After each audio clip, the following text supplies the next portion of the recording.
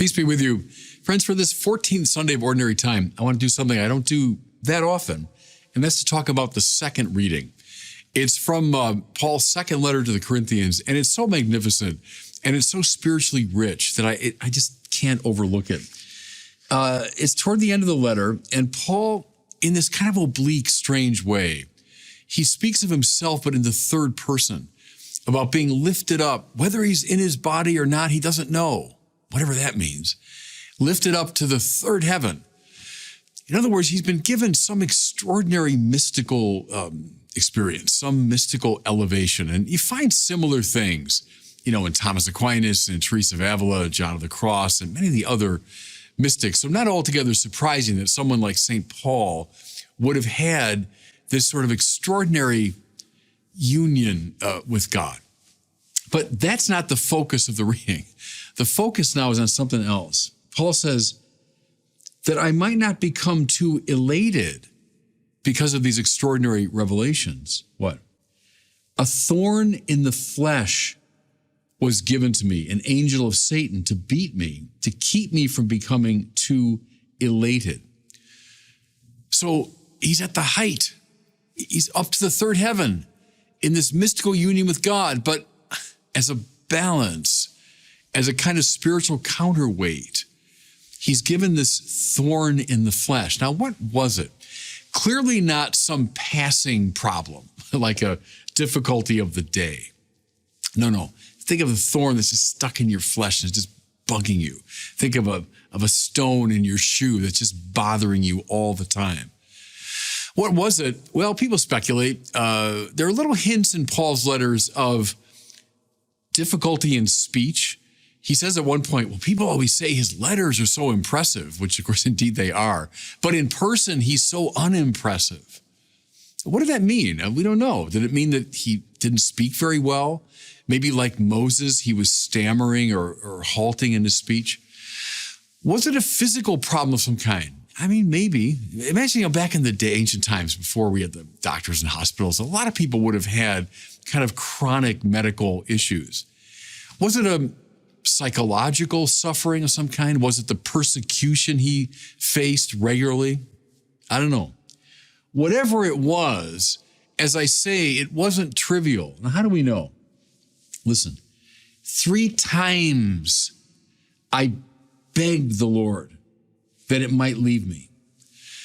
To say 3 times in the biblical context doesn't mean just 3 times, 1, 2, 3. It means again and again and again. He begged the Lord. Now, I know this is true based on my life experience. Every single person listening to me right now has something like this. I say it without hesitation. I don't mean the passing troubles of the day. I mean some suffering in you, physical, psychological, spiritual, I don't know what it is, but some suffering in you that's chronic, that is deeply troubling, annoying, disturbing, and that you have spent your whole life asking God to take away from you. That's the thorn in the flesh. That's what Paul is feeling. And he's begging God to take it away. I made reference before to this, that I love history and biography. It's my favorite books to read. And it's become almost a little game that I play when I'm reading the biography of a great person, is find the thorn in the flesh. So you're following the story of someone, their childhood and their education, and this and that happened to them. Okay, but trust me, you're going to find the thorn in the flesh. There's going to be some suffering, some pain. Listen now, probably around which that person's life effectively revolves. I'll give you a couple examples. 2 heroes of mine, Winston Churchill and Abraham Lincoln, they had a lot in common, the 2 of them. But one thing they had in common, they both suffered from what today we call depression. In Lincoln's time, probably melancholia. Churchill called it the black dog. Sometimes he said the black dog was on me. It just meant this kind of debilitating depression. Jefferson, too, probably suffered from something similar. It manifested itself as migraine headaches for Jefferson. But for Lincoln and Churchill, for sure. Now, they weren't debilitated. They would never have had the careers they had if they were just debilitated. But nevertheless, when the black dog was on Churchill, I mean, he was just beset by it. When Lincoln fell into one of his melancholic episodes, thorn in the flesh, you bet. Another good example is Sir Laurence Olivier. Now, maybe I'm dating myself because younger people won't even know that name. But when I was coming of age, if you had said, who's the greatest actor in the world? People probably would have said Laurence Olivier. Great Shakespearean actor, also starred in Hollywood films. Greatest actor in the world, Olivier. But when he was at midlife, like in early 50s, this man who'd grown up on the stage, since he was a kid, suddenly developed truly debilitating stage fright. Like, I can't talk. Like, I'm so nervous, like I'm stammering out my words. And he thinks, stage fright? What happened to him? Who knows? But it could have been the audiences are expecting the greatest actor in the world. Can you imagine the pressure on you every time you stride out on the stage? Hey, he's the best actor in the world. If you gave even slightly less than wonderful performance, people would be disappointed. Who knows? Maybe that produced in him this anxiety. Here's the interesting thing, though, about Olivier. You watch his earlier performances. You find him on YouTube. He played Hamlet, he played Richard III and Henry V and so on. And he's wonderful, of course, but there's something, kind of stylized, a little bit, theatrical about his performance. But look at the later Olivier, after he'd been through this trial, this thorn in the flesh. Look at a movie like Sleuth. Look it up. Great film with Michael Caine. Look at Marathon Man he did with Dustin Hoffman. Something about that Olivier that's just, it's more human. It's a more compelling performance. Was it the result of his struggle with this terrible thorn in the flesh? Maybe. One that came to our attention just, about 20 years ago now? Mother Teresa. The greatest living saint when I was coming of age. If Olivier was the greatest actor, who was the greatest living saint? It would be Mother Teresa of Calcutta. Always with a smile, always joyfully doing her work among the poor. Now we know for about 50 years, most of her life, she had a terrible thorn in the flesh. And it had to do with a sense of the absence of God. What do you mean the absence of God? You're a saint. Yeah. But she said she felt God's absence. They say when she's praying in front of the Blessed Sacrament, at times she would say to her sisters, well, where is Jesus? In her letters, it's this awful experience is communicated of feeling abandoned by God. Strange, isn't it? I mean, what gave Mother Teresa her tremendous identification with the poor and suffering? Might it have been particularly that thorn in the flesh? See, now we come to the point, really. Why would God permit this? Well, Paul says to keep me from becoming too elated, so he was caught up in the third heaven. So it was a kind of balancing act. But we might look at a couple of perspectives, everybody. What is it, at least in this life, that throws us most into the arms of God? Oh, well, it's my great accomplishments when all's going well and I'm a hero and everybody admires me. Oh, I don't know. I think it's very often in this life. In heaven, it'll be otherwise, but in this life, it's very often my suffering, my fear, my anguish, my anxiety, my pain, things that I can't control. Listen, that throw me off of my ego and into the arms of God. See, what causes reliance upon God? Is it the humility born of this kind of suffering? Yeah, I think very often that's the case. I've been referring to some famous people here, but talk to anyone you know. chances are they will start speaking about the thorn in their flesh and how it led them to God and how they never would have come to God were it not that thorn in the flesh. You know the story, Fulton Sheen tells it about Claire Booth Luce, who was a congresswoman, and she's married to Henry Luce, the great publisher of Time and Life magazine. She was a kind of woman about town, this very accomplished, famous, beautiful woman. And her daughter, whom she loved dearly, was killed in a car wreck, tragically.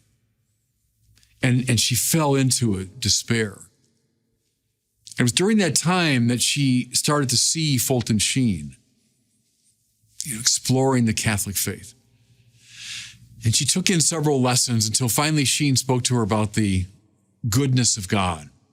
And she shouted at him, "If God is good, why would he have taken my daughter from me?"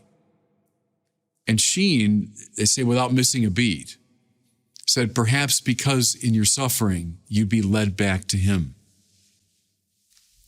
So it goes in the order of grace very often. It's the thorn in the flesh that brings us back to God. What does Paul say? Listen. But he, the Lord, when Paul begged him, he said, "My grace is sufficient for you, for power is made perfect in weakness." That's what we're talking about. See, it's not worldly power. Worldly power is opposed to weakness. That's true. But spiritual power that comes from union with God, that comes precisely through weakness. Now, here's a second, I'll close with this, a second perspective. What's the image that Paul held up to his first listeners that we hold up in front of every Christian community? Is it an image of worldly power and success? Hardly. It's a deeply wounded man writhing in pain on an instrument of torture just before he dies. That's the image we place before our eyes and our minds. How come? Because in that suffering, the world is saved, right? Through his wounds, by his stripes, we are healed. Here's, friends, something that's very mystical, and I can't explain it to you really coherently. But I think it's true, namely that our suffering, when joined to that of Christ, has a similarly salvific effect. Let me say that again. When we take our suffering, John Paul II is insistent upon this. We take our suffering, we join it to that of Christ. It has a saving effect somewhere within the mystical body. Paul says that we make up what's still lacking in the sufferings of Christ. By our own suffering, we participate in the salvation of the cross. That's why, even as we beg, "Oh Lord, take this thorn away from me," he says, no, my grace is sufficient, because in that weakness, you're thrown back into my arms.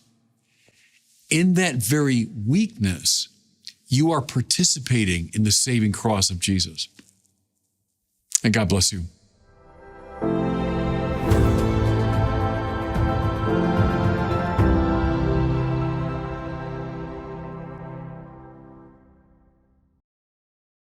Welcome back to the Word on Fire show. I'm your host, Matthew Petrusik. Today we are excited to bring you the first part of a discussion that Bishop Barron recently had with Dr. Todd Warner on the way a Catholic should approach the crossroads of religion and politics. Enjoy.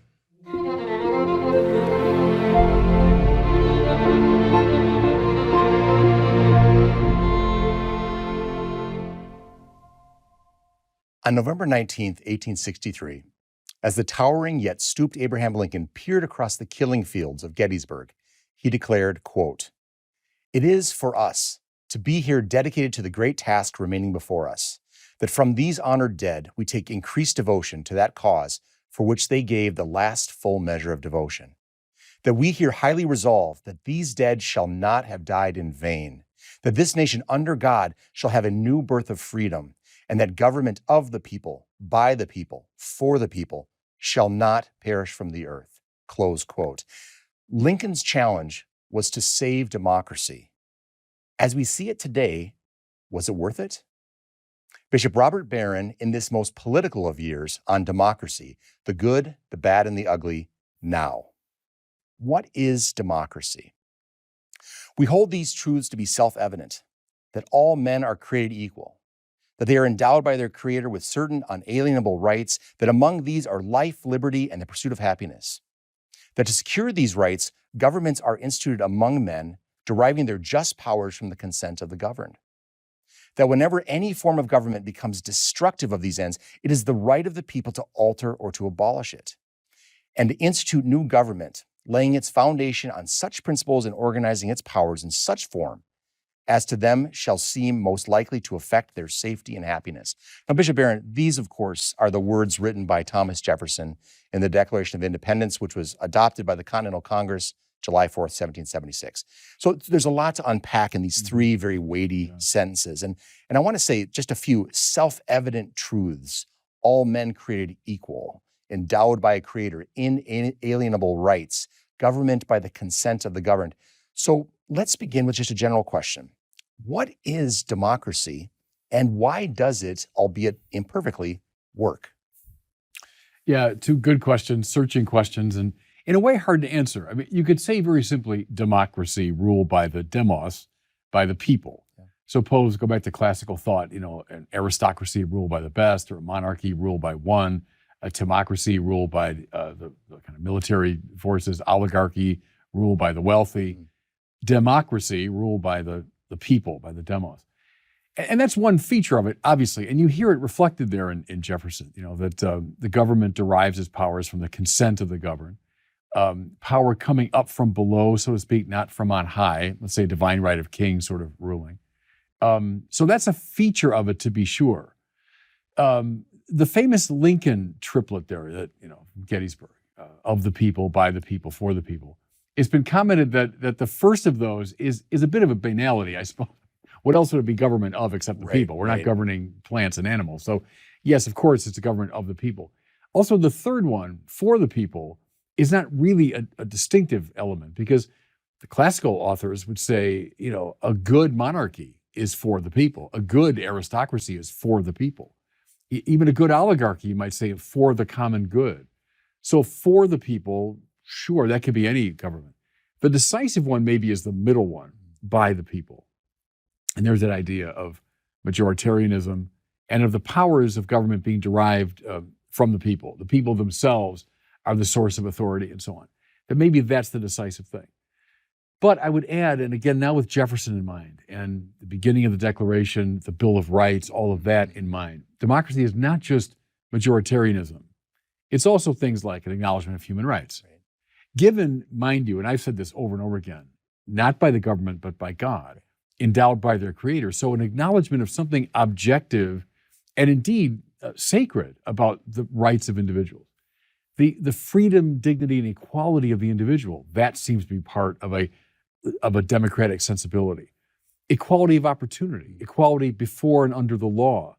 And then go into the Bill of Rights, following from human dignity, things like freedom of speech and freedom of assembly and freedom of the press and so on. I'd say, and then, I also would add, limited government, I think, is really key to a democratic sensibility. And that, too, is a deeply religious idea, if you press it, I think.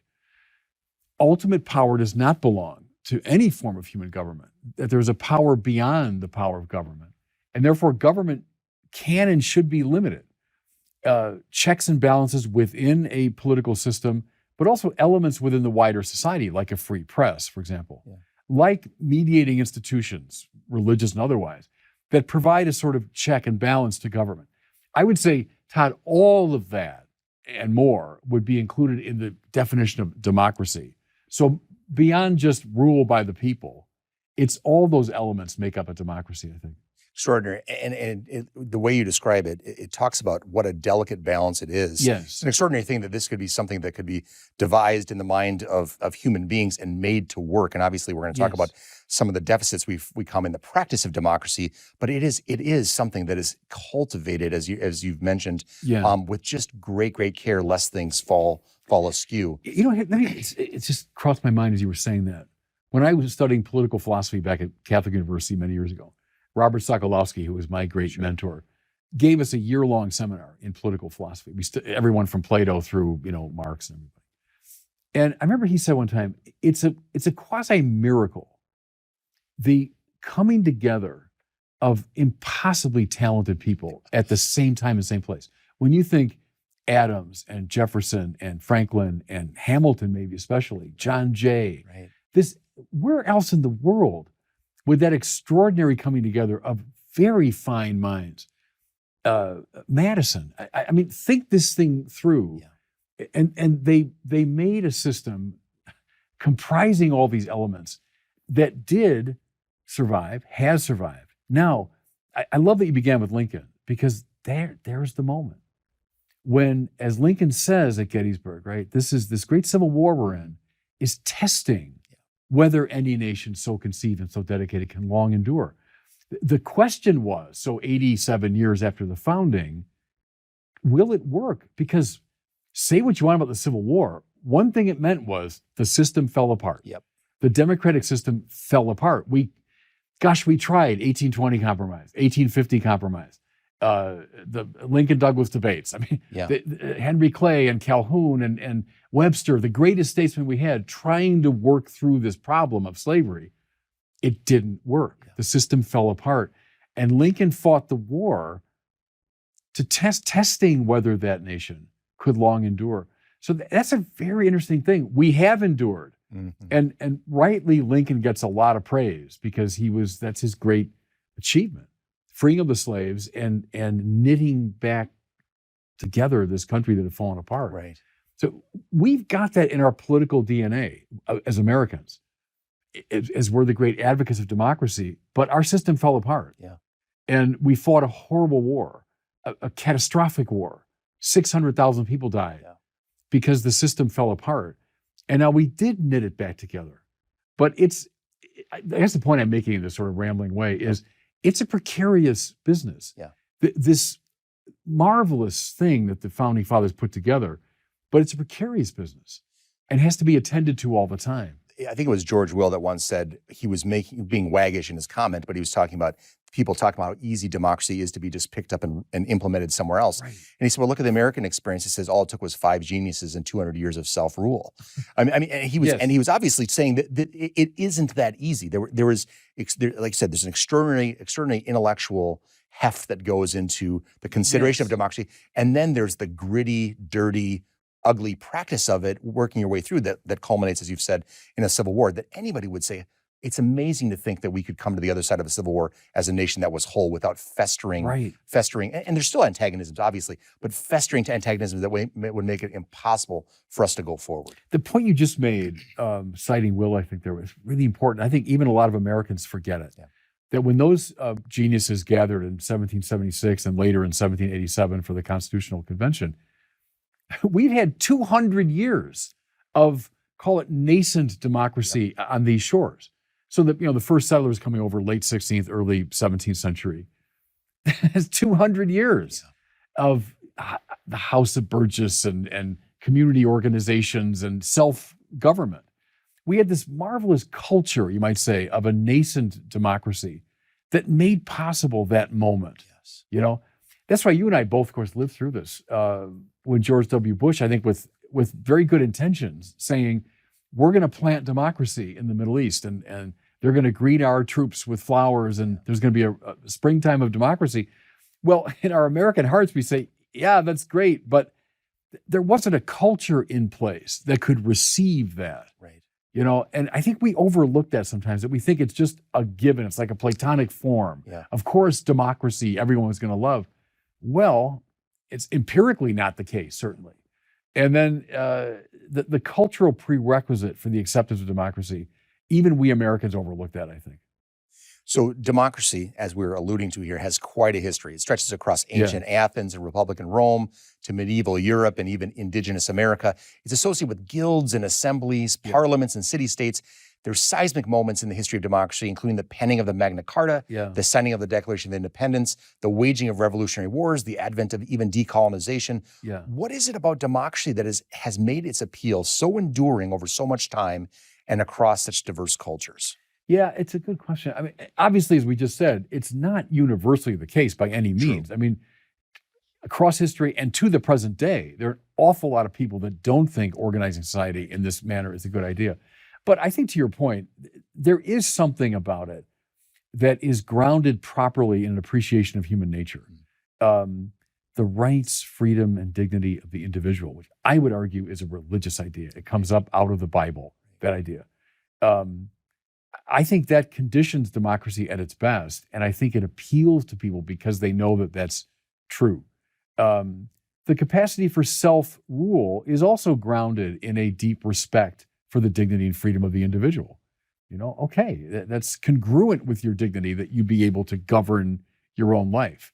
I think the sense of limited government, I think that appeals to people's keen sense that, like it or not, we human beings tend to go bad. So you put someone in power, all right, we recognize the need for that, but he's going to go bad, she's going to go bad in some way. And so they've got to be checked, balanced, watched carefully.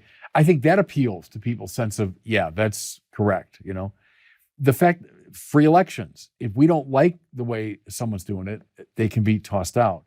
Go back to Jefferson too, and this is something George Will observed. He said the most important word in that preamble to the Declaration is secure. Governments exist to secure these rights.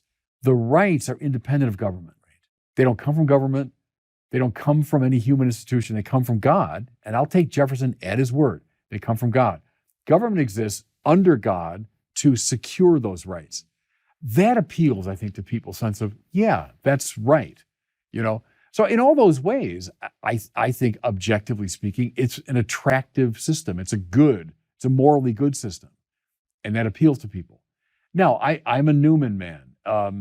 Why do people assent to things? Argument's got something to do with it. So I've just made an argument, if you want. All right. But assent is rarely a matter of just accepting an argument. There's all those cultural pieces and experiential pieces and prejudice and all that has to be taken into consideration of why someone would say, yes, that's the system for me. But I think there are a lot of objective reasons why it's proven to be very attractive. One of the things you made me think about was, I read this somewhere about Karl Marx devising the Communist Manifesto, sat in the dusty stacks of the British Library and concocted a theory that he wanted reality to comport to. Whereas Adam Smith, and I'm not speaking unfettered endorsement of Adam Smith and so on, but Adam Smith wrote The Wealth of Nations after spending time down in the marketplace watching markets unfold. And to some extent, as you're describing it, that democracy in its best form seems to be something that adheres to or respects the way human beings have sort of done things over time. It's a recognition of customs that are there that then we we codify existing customs as opposed to, I got a great new idea. It's going to require a lot of change for a lot of people into something you're not. And maybe we might have a lot of deaths in the process, but it's a better way of going about it. So again, the notion of democracy recognizing human nature and customs as opposed to some of the utopian ideologies out there that say, I've got a better way of cramming human nature into this vice and making it something anew. It's the best description there of like British common law coming up out of that kind of tradition. Here's an analogy. It's kind of stupid, but it comes to my mind a lot. I heard it many years ago. And you're designing a college campus, let's say, and you want to put sidewalks in. What should you do? Well, don't just put the sidewalks in. No, let the campus live for a while and see where the kids naturally walk.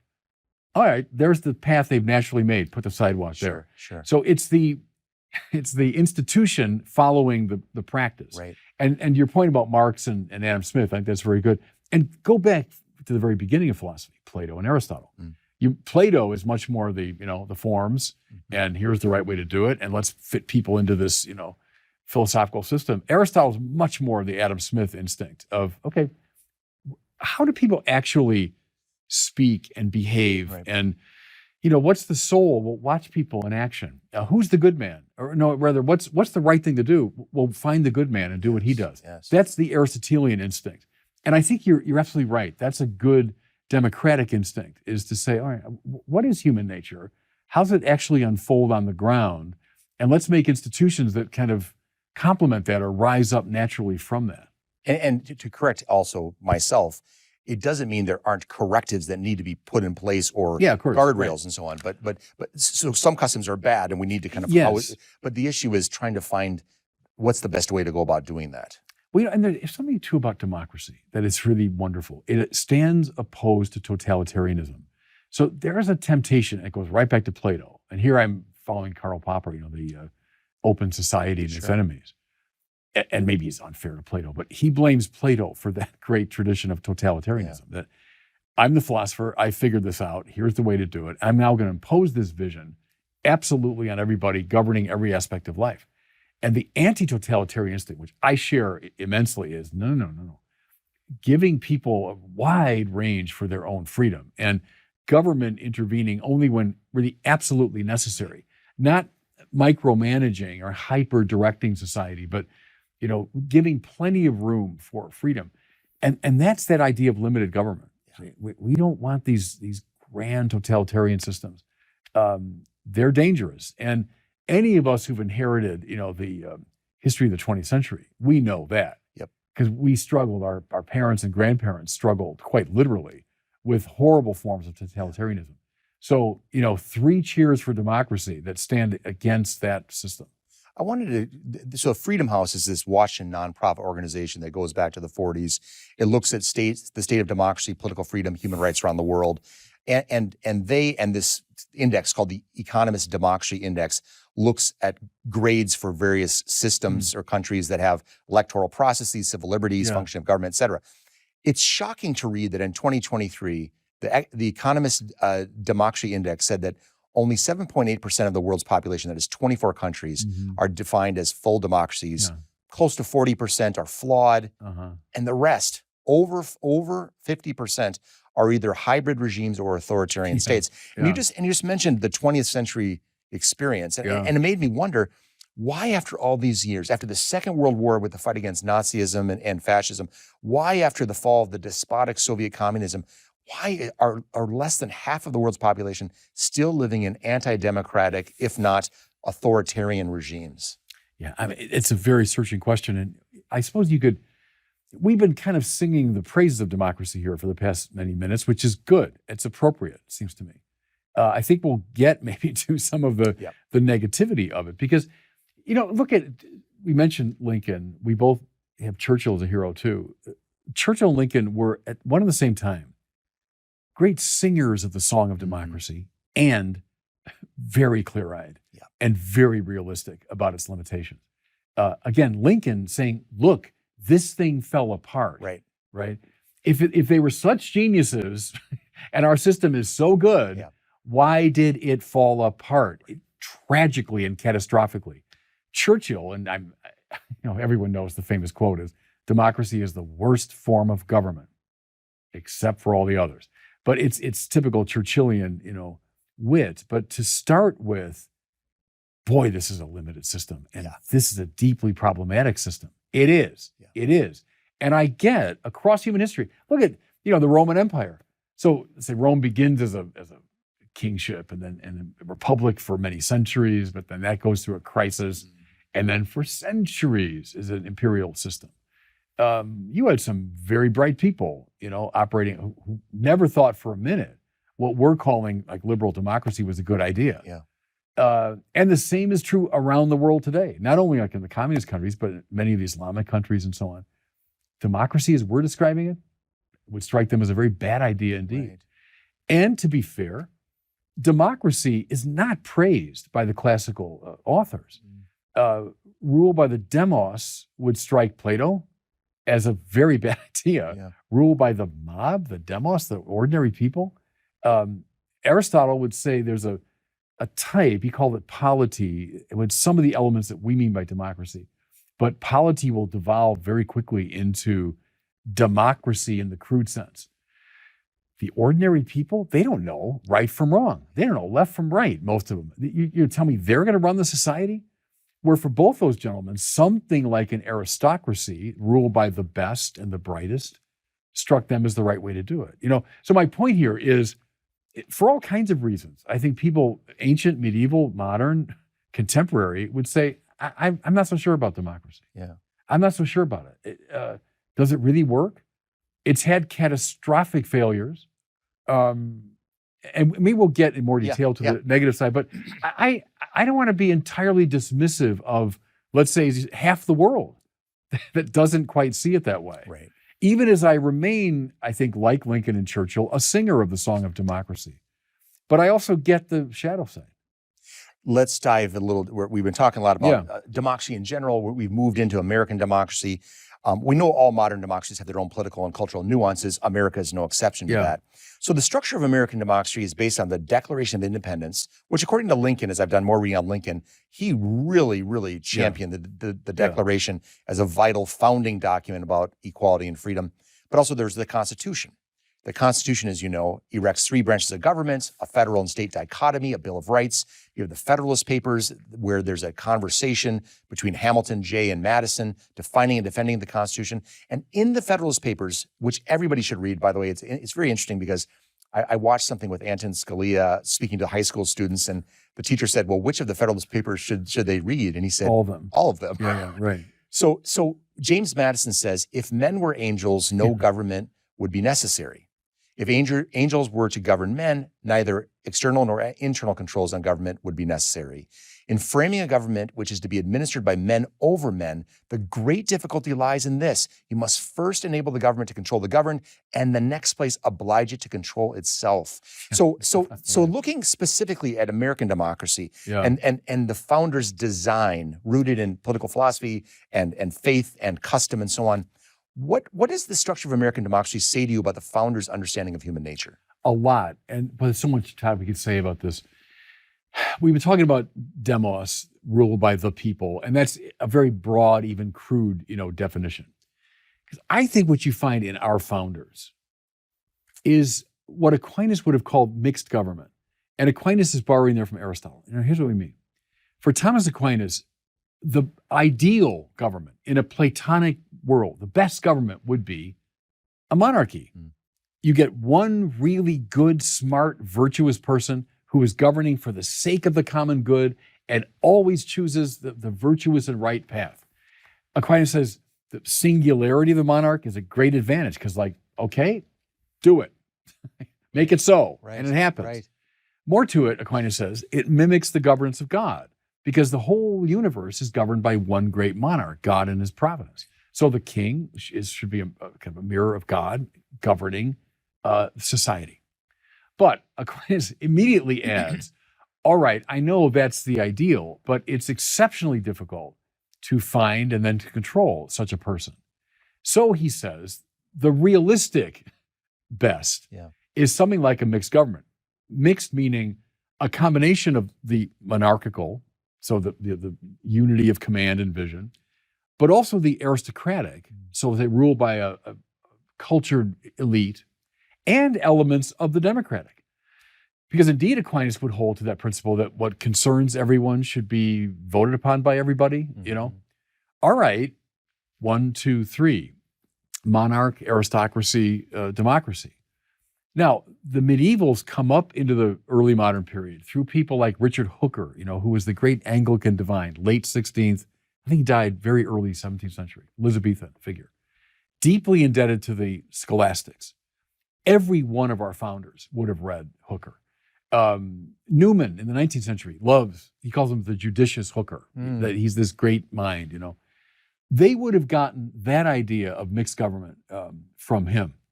I mean, the founders, our founders. Another link, it's interesting, I'm not sure it's right, but Jefferson certainly had Robert Bellarmine in his library. Robert Bellarmine, great Catholic, theologian, would have mediated to our founders something of that scholastic vision. I think unmistakably in our Constitution, when you have the president, who's something like a monarch, the Senate, which is something like an aristocratic society, the House, which represents, it's elected every 2 years, represents the demos, the people. You don't have democracy in a sort of Rousseauian sense of let's have everybody in a big plebiscite vote on every issue. We don't have that. We have a representative Republican form. And it mimics, I think, the mixed government idea that you find in Aquinas. Now, built into that is checks and balances. Each one checking and balancing, and no, you're too far. Nope, you can't say that. Yes. Which in turn is born of a deeply biblical vision of the human being as flawed and fallen and liable to be unjust, right? If you think human beings are perfectible, and Aristotle, in his worst moments, I think, might have had that idea, and just with enough virtue and enough knowledge, you can. Biblical people don't believe that for a second. We're very attentive to the fact that we are flawed and fallen. Therefore, hem everybody in. Give power. George Washington, talk about the virtuous man. That's another miracle of our founding, actually. Washington was not the theoretician that Madison and Hamilton and Jefferson were, but he was the virtuous man. He was like the Aristotelian, good man. All right, but even George Washington, make sure there's a Senate and a House, and he can veto and all that, but they're hemming each other in. I love that about the Founding Fathers. The insistence upon rights, freedom, dignity, that's biblical. So is this. And they were ambiguously biblical, our founders, to varying degrees. Sure. But it was in the air they breathed. It was just the culture they took in. And I think those are super healthy features of our democracy. That whole notion of tensions that you're describing there, which is extraordinary, the notion that human dignity is essential and in our Catholic perspective, inviolable, ineradicable. At the same time, duties come with rights. So there's rights and duties. Simultaneously, just the notion that the freedoms you have, but the restraints on those freedoms, the mercy that's offered, the justice that is required. Again, back to the delicate tensions that exist in this very, very I don't know. It's a fragile product of the human mind. So it's an extraordinary thing. You're getting at something there, which is it's a very important point, and I don't have a good resolution for it. One of my criticisms of the liberal democracy that emerged in our country, 18th century, is our government is, I would say, protective rather than directive. Classical thought, medieval thought, certainly saw the purpose of government was to direct the society towards certain moral ends. Our founders, for a lot of reasons, were skeptical of that. Like a lot of early moderns, they were skeptical of any claim to there is clearly the good, right? They construed a society that was more protective. So you've got basic rights. Government exists to secure those rights, right? Now, what about ultimate happiness? It's up to you. You have a right to life, liberty, and the pursuit of happiness as you see fit. But the classical tradition, they were massively interested in what happiness really is. Aquinas, Beatitudo, what is it? That's the most important question. Same with Aristotle. The virtuous life. What is that life? Our founders, I think partly was due to the pluralism of the society, were skeptical about naming ultimate ends. And the government, should not be involved in that business. So what happens is, happily, I think, we develop this sense of, well, that's what religion's for. And that's what other mediating institutions are for, to provide those ends. But it's not government's business to say, here's where this is the moral life you should be pursuing. Now, is that a limitation of liberal democracy? I would say yes, in many ways, because it's left so undefined and so open-ended, what the good is. And especially when the religions now are so attenuating, when the religions are so compromised. Who's providing that vision? Now it's every teenager in America. I make it up. I decide what the good is. Don't tell me. That's, if you want liberalism run amok. It's the liberalism of the early and mid 18th century now run amok. Right. What they had in Adam's day and Washington's day and all that was a strong sense of religion, that religion was providing these ultimate ends. And so government didn't have to do it. Government shouldn't get involved in that. We're at a very interesting moment now, I think, when the religions are weakened. And now it devolves upon the individual just to make that decision. In 1947, reflecting on the mixed blessing of democracy, Winston Churchill quipped, as you said earlier, Yeah.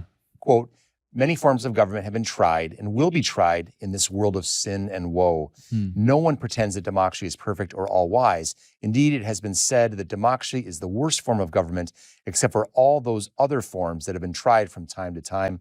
Close quote. And British playwright George Bernard Shaw warned darkly, "Democracy is a device that ensures we shall be governed no better than we deserve." So Bishop, as you said, we were lauding the merits of democracy in our first segments. Now we have to get to some of the gritty, dirty, day in and day out downsides that we see with democracy. Yeah. So it can be downright messy, and I want to talk about some of the things that can go wrong. So I got to return to Churchill again, the eminently quotable Churchill, who once lamented, "The best argument against democracy is a 5-minute conversation with the average voter." So first of all, Bishop, what is democracy to do with the uninformed or indifferent voter? Yeah, no, they're good questions. And go back to Jefferson, who, to his credit, saw if this is going to work, this thing we're describing, you have to have a well-informed and educated electorate. Yeah. If you have people that are completely uninterested in politics, uninformed about it, they'll be terrible voters. And hence public schools had to be instituted. So he got that, And Jefferson could be a bit of a romantic about democracy. Hamilton is a balance to him there, Madison too, in a way. But that's one answer, is we have to be dedicated to education. And we can't allow people to fall into, ignorance of political matters. But I get Churchill's point. And who would have agreed with it very much? Plato and Aristotle would have said, what do you mean, government by the common person? When you read Plato, what do you sense is the Athenian democracy. Oh yeah, wasn't that great? It killed Socrates. The best guy that ever lived, ever was, Socrates. Right. They killed him. Right. Out of stupidity and out of passion of the mob. And so now read the Republic as Plato's attempt to say, by God, that should never happen again. Yeah. Right? And so, he would have shared with Churchill, like, what do you mean the demos? Giving them rule? They're idiots. They should do what they're told, Same with Aristotle, to be fair. He would have said something like an aristocracy or rule by the moral and intellectual elite. And, well, yeah, I guess why not? I mean, I get the best, the best. Get them to run the society. But the average person, in fact, Aristotle would have seen them as largely staying out of politics. He would divide the public and the private. So most people, all women, he thought, children, and most males too, should stay in the private realm of the household. And that's okay. That's where they belong. Slaves belong there too. But only the aristoi should go out into the public space and start making decisions about, sure, that's Churchill's idea of talk to the average person, you'll be pretty dissatisfied. Now, a lot happened between Plato and Aristotle and the founding of our country, and a lot of things that we just talked about. But no, I get it. I mean, the shadow side of it has been on display from time immemorial. There's a great line from William F. Buckley, which I'll brutalize here, but he says, "I'd rather be governed by the first 2,000 people in the Boston phone book than the entire faculty at Harvard." And I think the point, him being that the flip side of that argument is there is a common sense, customary, religious sensibility, what have you, that goes with living your daily life in Boston. That gets lost by the dreaming, overly theoretical, hyper-utopian, ideological minds of a Harvard faculty. God bless all our Harvard faculty out there. So the point is, there's the danger of the uninvested, uneducated voter. But that can be improved upon by an engagement. There's a danger of the overeducated, hyper-theoretical, utopian, and so on. It's really good, this point, and worth musing on. Because Buckley, you're quite right, is making the opposite point. Right. So the aristoi, the best, wouldn't that be, let's say the political science majors from Harvard and the professors at Yale, wouldn't they be the best? I'm mindful of, I don't know if you're a Simpsons fan, but the episode, remember when Lisa decides, well, Springfield should be run by the smartest people. So she and comic book guy and Principal Skinner and the nutty professor and, the smartest people. Well, of course, it was a complete disaster. It was an utter disaster, So that's the opposite instinct. Right. And, I would share that too, to a large degree. Jefferson had this sort of mystical confidence in, the yeoman farmer and the average person. And there's a lot to be said for that. Right. We have that debate today between the kind of coastal elites and the rest of the country. That same debate is being played out. Again, I think the genius of our founders was the checks and the balances and the both and. We don't have a strict democracy. We have this representative, republicanism. We don't have a strict Rousseauian plebiscite-based democracy. We have a checks and balances system and all that. So I think they were aware of these built-in tensions. Yeah. And again, Churchill's a good example because it's the same Churchill that said that also knows it's the best option on the table. Right. But he said it without dewy-eyed romanticism. He was clear-eyed about his limitations, even as he said, this is the best, So that's the right space to be in. That Churchillian space, I think, is the best. And I think to your point, I think at the end of the day, the answer somewhat is live in the tensions. Yes. Live in, that we were not going to resolve all these tensions. There's got to be some free play, if you will. It's sort of like, as I like to say from a musical scene, you have your sheet music, but when you play jazz, you step away from the sheet music. Yes. As long as you don't go too far, obviously. Right. Yeah, it's a subtle dance. And again, to be fair, that dance fell apart in 1861. And boy, they tried. That's the right way to tell American history from, let's say, the Constitutional Convention till 1861 was an attempt to deal with this problem of slavery. Right. And as I say, the best and brightest in our country tried, and the dance continued awkwardly, and then it fell apart. And then we did need this genius and this moral hero, Abraham Lincoln, to knit it together. See, what if Lincoln had never emerged? What if the best we could do was like James Buchanan? Our country would have fallen apart. Yeah. We'd be a bunch of banana republics. Yeah. It took a genius, both a political and moral genius, Lincoln, to knit it back together. But that's a very interesting story. And it's the beauty and the frailty of democracy were both on display. In 1887, Lord Acton famously wrote, as many know, power tends to corrupt, and absolute power corrupts absolutely. Great men are almost always bad men, even when they exercise influence and not authority. Still more when you superadd the tendency or the certainty of corruption by authority. So how much corruption, this is almost, it's rhetorical, but how much corruption do we see in democracy? Well, plenty. No, but plenty. But they knew it from the beginning. They knew it, which is why they built in these balances. We haven't mentioned the press very much yet, but at its best, the press functions that way in a free society. Yeah. That you've got this watchdog that is keeping an eye on these people and asking penetrating questions. And okay, fair enough. Now, I want to always add, well, then who watches the press? Right. Because I don't want to give them complete Where's their check, if you will? What checks the press? So yes, but that's the genius of our system. And when I say system, I don't just mean the government. I mean the whole society is predicated upon this assumption that people tend to go bad. Yeah. That is a biblical assumption. Take the Bible out. Look, you've got schemas of perfectibility in the classical world, for sure. You got them in the modern world. So many of the modern philosophers felt if we just make these reforms, we can. Marx is a prime example of that. Marxism is a scheme of perfectibility. That to me is one of the great pillars of what I call a conservative view of the world that I would share is no. God perfects us at the eschaton. Prior to that, it's going to be a bit of a mess. Yeah. I always liked Thomas Sowell's intuition that we should never speak about solutions to problems. We should speak about ameliorating the situation or, doing what we can. Yeah. Because when you say the solution, duck. Yeah, pretty absolute. Because someone's going to say, okay, that's the solution. You don't like it, I'm going to put you in jail or I'm going to kill you because you're getting in the way of the solution. Right. I think I'll say a genius of Jefferson, Madison, and company, Hamilton especially, they knew that. Yeah. They knew that. There's no solution. There's this rickety and sometimes very unreliable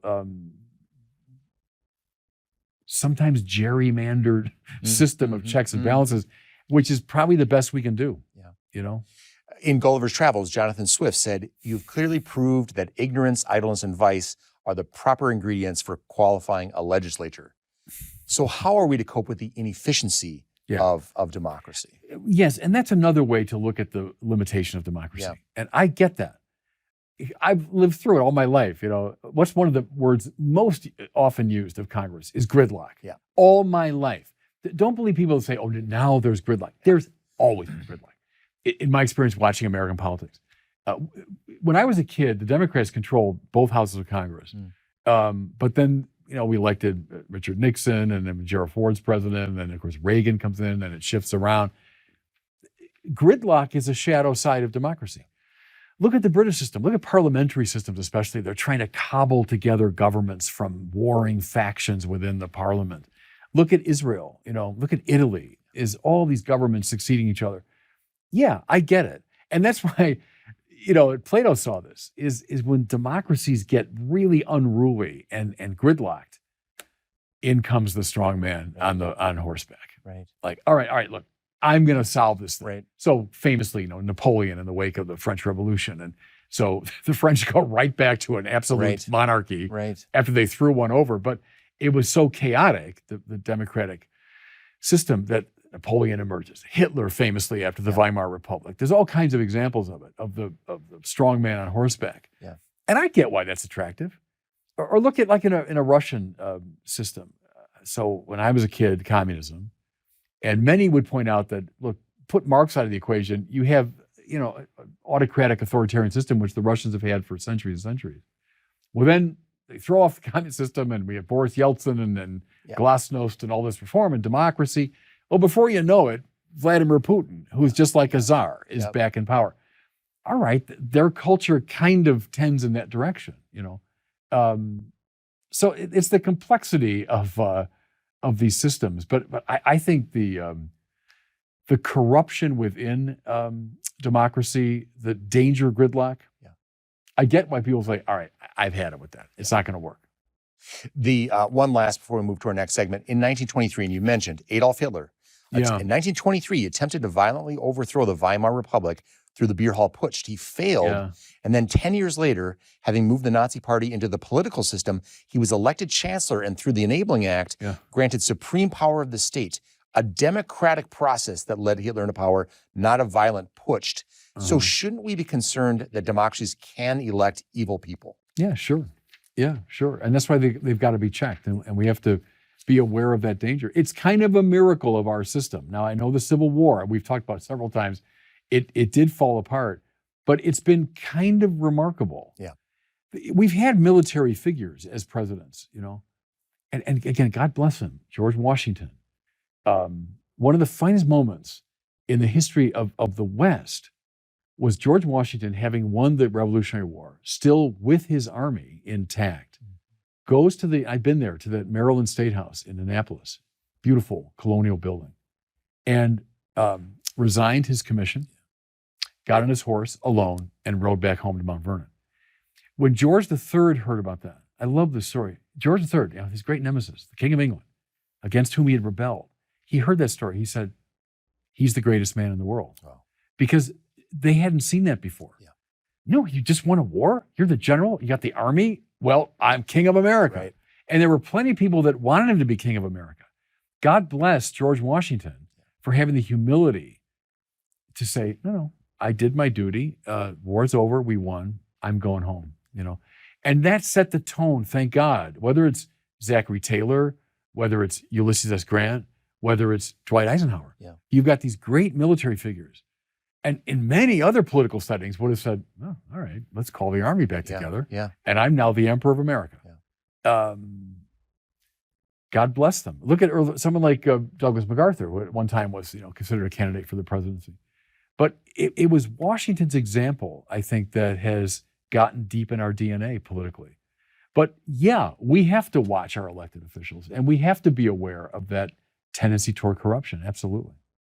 Matthew Petrusik here again. Thanks so much for joining us on the Word on Fire show. As always, if you'd like to learn more about how Word on Fire can help you grow closer to Christ and become a better evangelist with and for others, visit institute.wordonfire.org. That's institute.wordonfire.org. We'll see you next time, and God bless and protect you.